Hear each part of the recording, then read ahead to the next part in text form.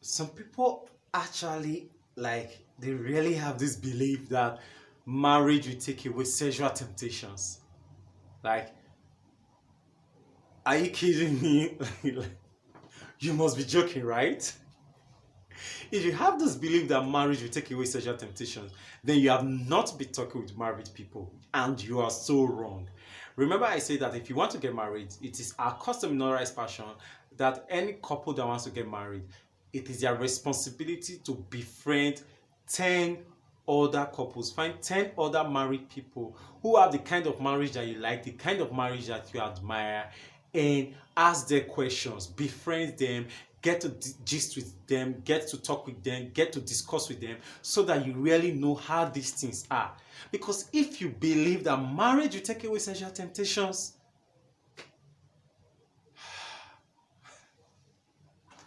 see, as much as it can, right? As much as it is, our partners, our spouses, right? Our spouses in marriage are supposed to help us achieve and fulfill all our sexual desires, all our sexual fantasies, and all the sexual adventures that we want to do. But then we must understand that there's a difference between a sexual need and a sexual want.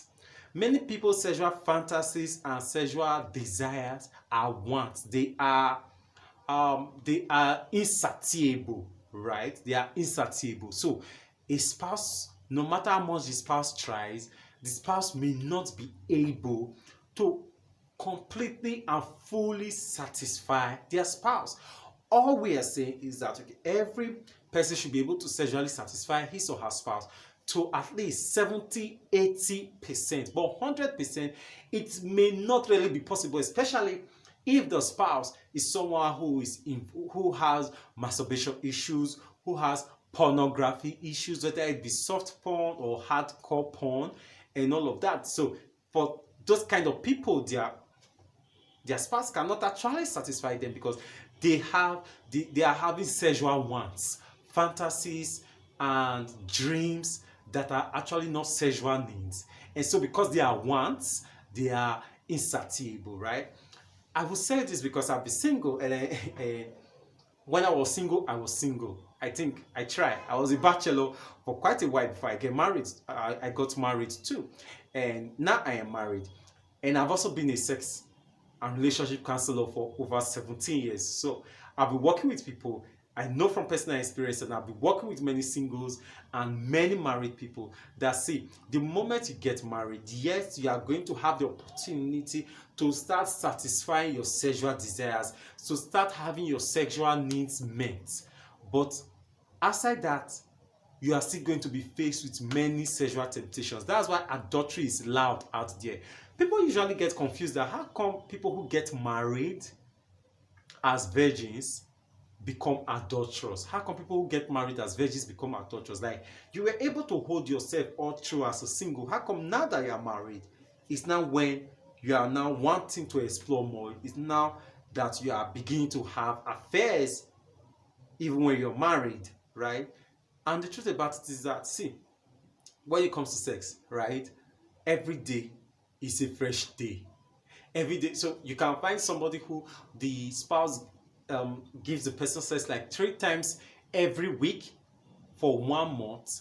If for any reason that spouse does not give sex for 2 weeks, automatically that person starts feeling that he does not love me again, she's no longer into me, she's not satisfying my needs, forgetting the fact that there was once a time, just about 2 weeks ago, where I was getting this thing like every day, right? So that is how sex is. It is like hunger. No matter how much you eat today, you go to the O1 base, you go to the party, and you eat so much.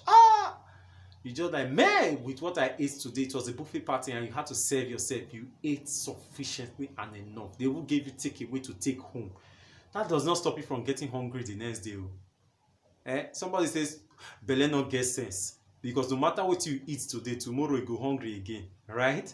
And so that's how sex is. So you continuously have the sexual temptations. So if you're unable to deal with to handle sexual temptations right now that you're single, if you're unable to master the ability to control sexual temptations right now that you are single, trust me, when you get married, it's going to, like I usually say, get amplified. In fact, I've talked with many singles and I've talked with many married people. I don't think and I do not believe that single people have more sexual temptations than married people. In fact, single people will still have the options of choosing, still have the option of choice, the power of choice. So they can say, oh, I will not want to be married to this kind of person, I will not want to be married to this person. I think I will find this kind of person more sexier. I think I will be more sexually fulfilled with this kind of person. But when you're married, you are closed, right? You now have this option. So if this option is not giving it to you, you still go back to having those temptations, like, what if I had married so and so? Oh, what if I had waited some more before getting married to, all right, I would have met James. Oh, what if I had said yes to Jude? Perhaps Jude would have become a better option. Ha! Okay, what if I decide to say, let me try out Mr. Peter, let me try out Mr. Andrew. Perhaps they will blow my mind more. About another bigger temptation that is in marriage is the fact that we see people who are very good sexually in their marriage, and so they want to show off to another person, right? They want to show off, like, so they are more or less like, if I handle you, if I handle you the way I handle my wife, or if I handle you the way I handle my husband. So some people are even tempted with wanting to show off, like, oh God, you need to see the way I do this. And we all get to face that temptation. I get to face the temptation every time too, especially as a sex counselor. Like sometimes I remember telling my wife one particular time that when some people come and they start complaining about not getting sex in their marriage, being sexually starved and the rest, sometimes you just feel like, oh, if you can just out of sympathy or out of pity just want to give them good sex, you just sometimes get that temptation, like, and you're like, what's the problem, guy, wake up. Right? So we get tempted.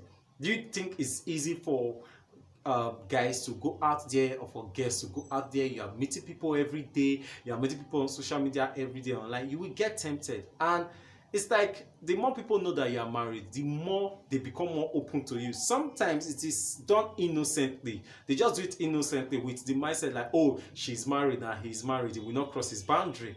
And so they just start relating with you so freely, not knowing that they are making themselves very vulnerable and they are teasing you.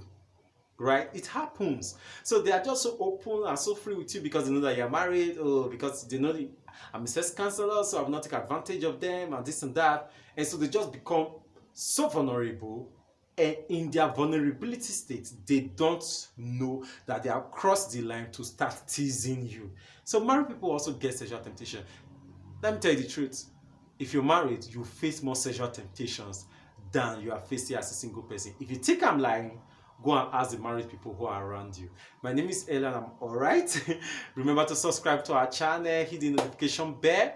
And I think this year I will stop on this myths of marriage. Yeah, let's stop here so that we'll go and learn other things. There are many things to learn. So be my friend on WhatsApp, and you can join any of our community, the Romance Cafe or the Flesh to Flesh community, where myself and other amazing counselors get to teach amazing things about marriage and relationships and romance. I think that will be fine. Let's end here so that we can attend to many other things. You rock.